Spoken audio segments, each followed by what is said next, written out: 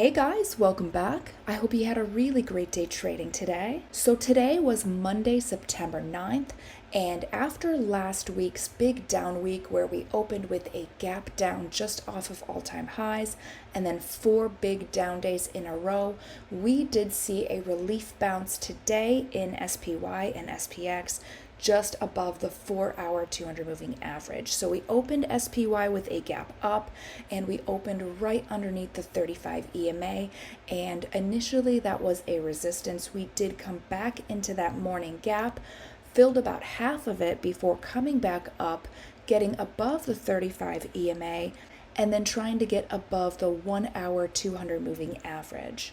Now the momentum on the 1-hour 200 moving average is completely flat, so it's not surprising that we didn't get very far above it, and we actually ended up closing right between the 35 EMA and the 1-hour 200 moving average. Now if you did sell bear call spreads at any of these strikes, if you sold 546, 547, that would have been a break even at expiration. You would not have made money, you would have not have lost money. But if you sold 548, 549 bear call spreads, those would have closed up 100%. And lately, ever since I've adjusted my daily charts to show the next day strike, I've been leaning into that second day strike a lot more because volatility is so high and we have been making big moves. So congratulations if you sold 548, 549 today. That was definitely the lucky strike if you sell spreads. So 546 was the top of the implied move, and we did close a little bit above that at 546.41. And SPX, we did open with that same gap up over here, and we gapped up right to the 35 EMA, and you could see right here last week it was a very clear resistance. First move was a rejection from that level. We got pulled back into this morning gap and filled it, I'd say about a third of the way, maybe a little bit more, before coming back up. And look at that 1-hour 200 moving average. The momentum there was completely flat, and we got rejected right at that level. And I want to pull up a trade idea I posted today on StockTwits. I did right at 12:30, which is this blue candle right here. I posted an idea to sell 54.85, 54.95 bear call spreads. And if you took that trade today, that did pay 100%. So if you're not following me on StockTwits, I am able to answer questions during the day over there. So take the opportunity right now to go subscribe over there, because I do post trade ideas over there all the time, and I walk new people through taking them successfully. So that 1-hour 200 moving average right here, perfect resistance. We got pulled back down, but we ended up closing above the 35 EMA. So between the 1-hour 200 moving average and that 35 EMA on the 30-minute time frame. And I mentioned in last night's video, the momentum on the 1-hour 200 moving average and the 50-day moving average is completely flat. So it's no surprise that once we got pulled up to that, and we didn't have a whole lot of resistance otherwise, but we got pulled up to that level and just stalled out.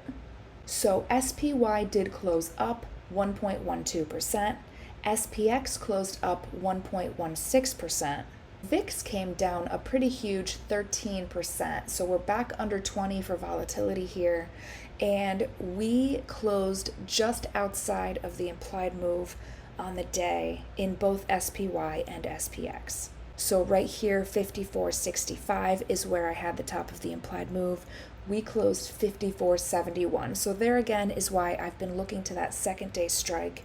And lately my game plan has been, if we get up to the top of the implied move, which is right here, then sell spreads at the next day, but on today's contract, if that makes sense. So moving on to QQQ, today we did open with a gap up over here too, and we gapped right up to the 35 EMA.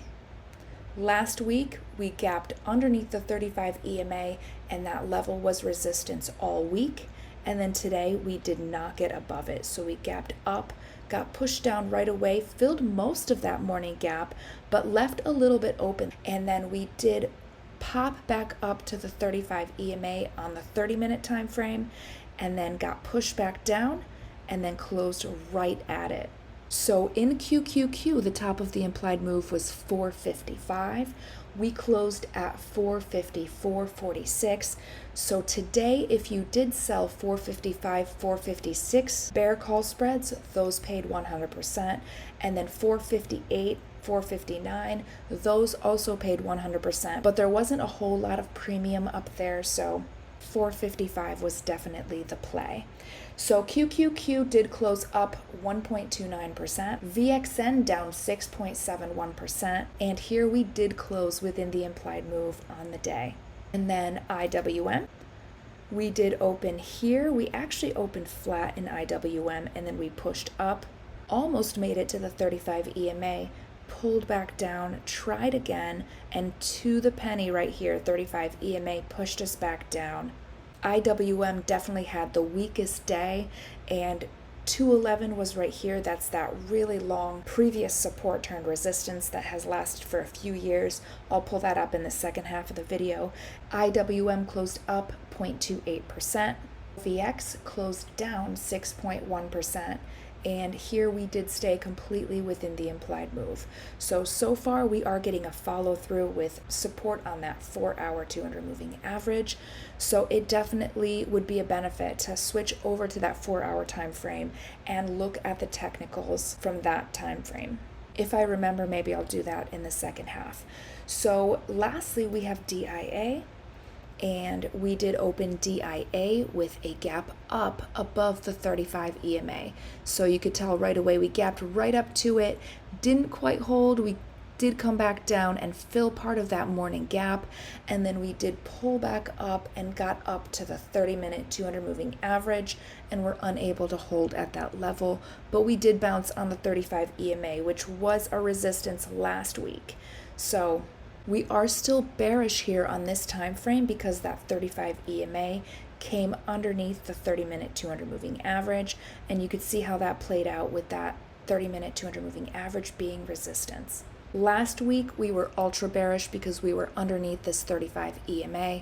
This week we're bearish but neutral because we're in between the 35 EMA and the 30-minute 200 moving average. And DIA did have a pretty big move. 1.63% was the 30-day average volatility, and we did make it almost all the way to the top of that. DIA closed up 1.13%, and we did trade within the 30-day average volatility today. All right, guys, that was a quick recap of today. Really fun day. Hopefully you guys made money, and if not, you've got another chance tomorrow. So let's go check out tomorrow's levels.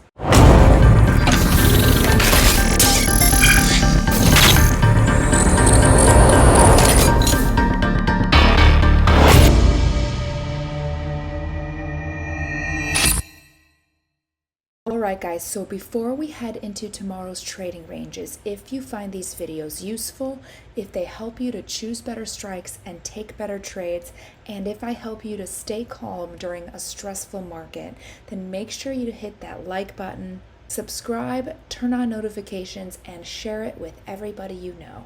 And if you want to thank me financially for everything I do here, there's a thank you button that you can use to buy me a coffee. Alright, so starting in SPY, tomorrow's implied move is between 542 and 551, and that is from options.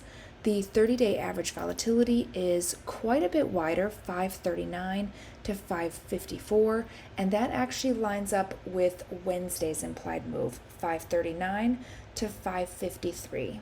So Wednesday, we do have CPI in pre-market. So that is why we have that higher volatility on Wednesday.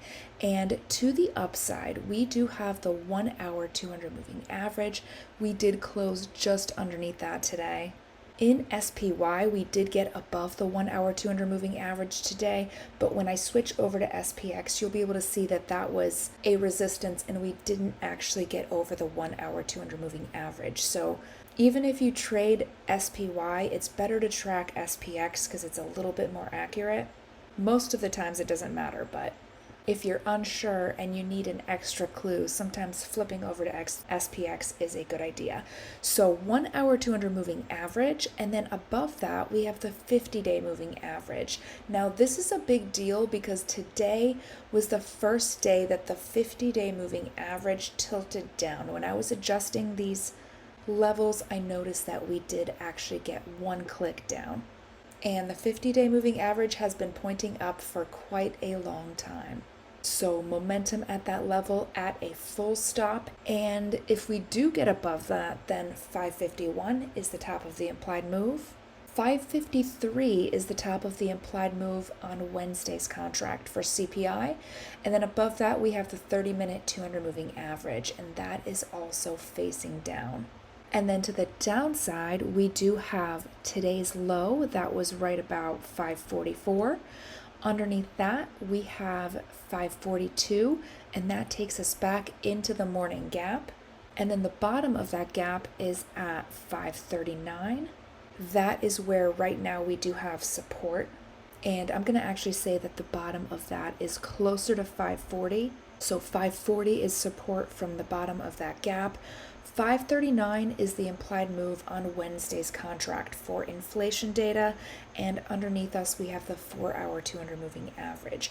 Momentum here is still up, and just underneath that I want to pull up this last level because this is where we did have inflation data last month. So Wednesday, we're heading into CPI and PPI on Thursday, and we are just above the gap where we gapped up right before PPI and CPI last month. So definitely a wild trading range for tomorrow. Let me know what you guys think about this one. I, of course, am going to be over on SPX, and the implied move for SPX is between 54.25 and 55.15, and that is from options. That is on tomorrow's contract. And then we have the 30-day average volatility and Wednesday's contract line up almost exactly, 5,400 to 55.40. And then to the upside, we have the 1-hour 200 moving average. And this is right here where I said that 1-hour 200 moving average was the exact resistance. And in SPY, we did get above it a little bit. But right here, right to the penny, we got pushed back down at the 1-hour 200 moving average. Momentum here is flat. And then above that, 50-day moving average. Momentum there is also flat. Top of the implied move for tomorrow is 55.15. And top of the implied move on Wednesday's contract, 55.40, and that 30-minute 200 moving average is pointing down and coming up from above. And 30-minute 200 moving average, we do return to that level pretty often. So with this sideways momentum here and this downward facing 30-minute 200 moving average, and then with the 4-hour 200 moving average underneath us, we might be a little bit stagnant in here while the 30-minute 200 moving average catches up. And like I said in yesterday's video, we might see something that looks like a bear flag where we do get a swing up and then another swing down and then another swing up. But this doesn't look to me like we're going anywhere too fast. And then taking it over to QQQ, the implied move over here is between 448 and 460. That is from options. And hold on one second, 30-day average volatility is between 446 and 462, and that lines up with Wednesday's contract. And this is a really interesting trading range. So the first level to look for is going to be the 35 EMA. And I just noticed that I didn't talk about the 35 EMA in SPY or SPX. So after I do QQQ, I'll backtrack for a second and then we'll go to IWM. But in QQQ, we hit that level twice today. We closed just underneath it, and that is the first level to look for. If we do get above it, then really there's not a whole lot within the implied move for tomorrow, and the implied move is a 1% move. So it's pretty open right here. The next level is 460, and then 462 on Wednesday's contract. with this wall of moving averages at the very top of those two trading ranges. So we do have that 4-hour 200 moving average, which did not hold last week. And then we have the 1-hour 200 moving average with that downward momentum. And above us, we have the 50-day, which is facing down, and the 30-minute, which is also facing down. So if we do get up, we are facing some negative momentum. And typically you don't want to go long at a moving average that is pointing down. So lots of resistance above us, but strangely not a whole lot within the actual implied moves for the next 2 days. And then to the downside, if this 35 EMA doesn't hold, or if we don't get above it, then we do have this up gap from today. A little bit of it stayed open, and that is right where we have the bottom of the implied move at 448. Let me see what the bottom of that gap. Yeah, 448.80 is about where we have the bottom of that gap. And then just underneath us, we have the weekly 35 EMA. I'm going to zoom out once again to the weekly time frame because I think this is really important. The 35 EMA on the weekly time frame is such a critical level, and we are right at that level. In the uptrend, it is a very strong support, but if we get underneath it, it flips into a resistance. So this is the COVID rally. This is the bottom of COVID right here. And then when we got back above the 35 EMA, after bouncing on the 200-week moving average, that 35 EMA was support for the entire ride up. But as soon as we got underneath it, it did turn into resistance. Even on that first pop-up, resistance. And then we dropped, came back up, resistance, dropped, came back up, resistance. And then once we got back above that level right here we bounced on the 200-week moving average, got above and stayed up, and then that became support. On this time frame, Stupid Willie is definitely supporting the bears, and it looks similar to something we saw right here. From a day trading standpoint, from what I do here and how I set up for the next day, it doesn't matter, but from a longer standpoint, we might be heading into some much higher volatility and potentially another swing back down to the 200-week moving average. And that is all speculative. I'm definitely just looking at past patterns. That's not what has to happen at all. All right, so back to the 30-minute time frame here. Let's see what we have. What did I get to? 35 EMA underneath us. And then zooming out just a little bit further, the 200-day moving average is underneath us as well. So we do have positive momentum underneath us, and we do have negative momentum above us. So we could trade sideways. We don't have to drop, but it's also likely that we don't rally here either. We could stay sideways for a little bit. And then IWM. The implied move for IWM for tomorrow is between 205 and 211, and that is from options. The 30-day average volatility is, I didn't put the numbers in because the next day's is wider. So that is at 212 to 204, and then the implied move on Wednesday's contract for CPI is between 204 to 213. And to the upside, we have that 35 EMA, and that level has been a very clear resistance all week, last week, and even today. So every time we've come up to it lately, we do get pushed back down. If we get above that, 211 is the next level, and 211 just a little bit higher is the top of the implied move, but 211 is that long support and resistance. So right here, after the COVID rally right here, 211 was our support for about a year. And then in 2022, when we got underneath it, it turned to resistance. So 211 is just above us. I think I said above us, right? Yeah, 211's right here. And then we have some interesting momentum above us as well. The 50-day moving average is still pointing up. And then the 1-hour 200 moving average is pointing down. And the 30-day moving average, 30-minute 200 moving average is pointing down. And the 50-day moving average in relation to the 1 hour is also bearish. So if you don't know, the 50-day moving average is also the 2-hour 200 moving average. And to move higher, we need to get them in order so that the bigger time frames are trading underneath. So this 1 hour 200 moving average needs to get above the 2 hour. It sounds complicated, but it's not.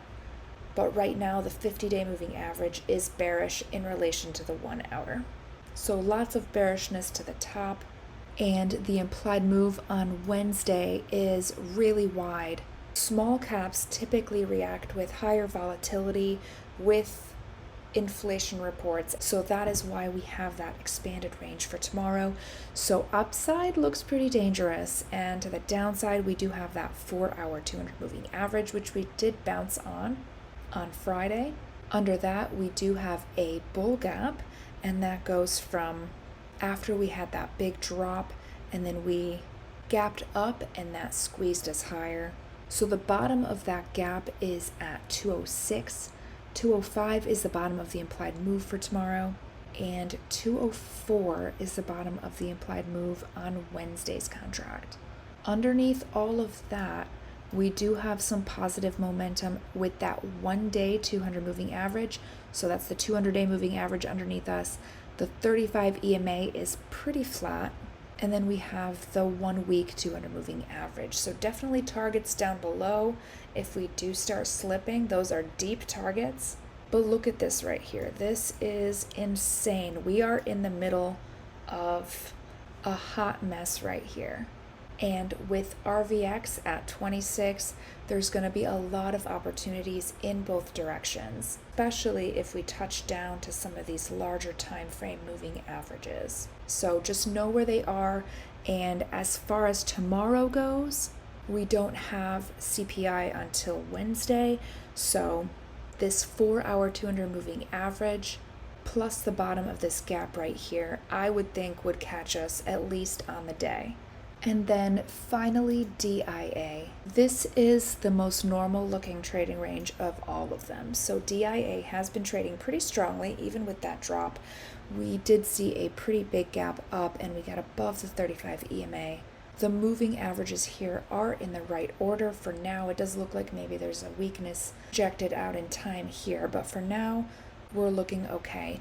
And tomorrow's 30-day average volatility is between 404 and 414. And the reason we're just using the 30-day average volatility is because we only have weekly contracts in DIA. So we have the weekly implied move here, 396 to 413, and then the daily trading range right here. And up to the upside, the 30-minute 200 moving average, we did see resistance there today.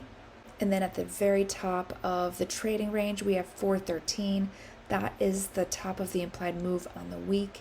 And then 414 is the top of the trading range. 35 EMA is underneath us. It did look like it was starting to show signs of support at the end of the day today. On Stupid Willie here as well.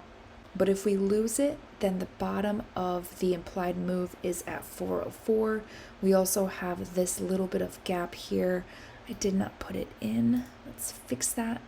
So this gap is where we could see support if we do drop tomorrow. That is at 404.